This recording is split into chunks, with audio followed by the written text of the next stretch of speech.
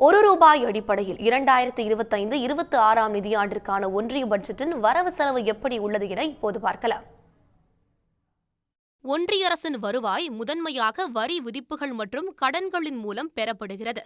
ஒன்றிய அரசின் மொத்த வருவாய் ரூபாய் என கொண்டால் அதில் கடன் மற்றும் இதர இனங்களின் மூலம் அதிகபட்சமாக 24 காசுகள் வருவாய் கிடைக்கிறது. தனிநபர்கள் மீதான வருமான வரி மூலம் 22 காசுகளும், சரக்கு மற்றும் சேவைகள் மீதான GST வரியின் மூலம் 18 காசுகளும், கார்ப்பரேட் லாப வரி மூலம் 17 காசுகளும் ஒன்றிய அரசுக்கு கிடைக்கின்றன. வரியில்லாத வருவாய் மூலம் 9 காசுகளும், கலால் வரியின் மூலம் 5 காசுகளும், சுங்க வருவாய் மூலம் 4 காசுகளும், கடன் அல்லாத முதலீடுகளின் மூலம் 1 பைசாவும் ஒன்றிய அரசுக்கு கிடைக்கின்றன.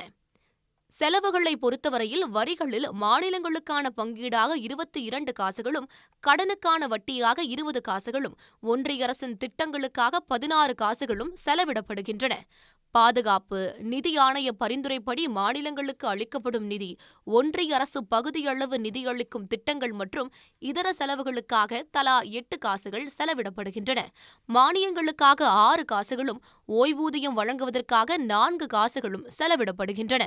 உடனுக்குடன் செய்திகளை தெரிந்து கொள்ள சன் நியூஸ் பெல் ஐகானை கிளிக் பண்ணுங்க.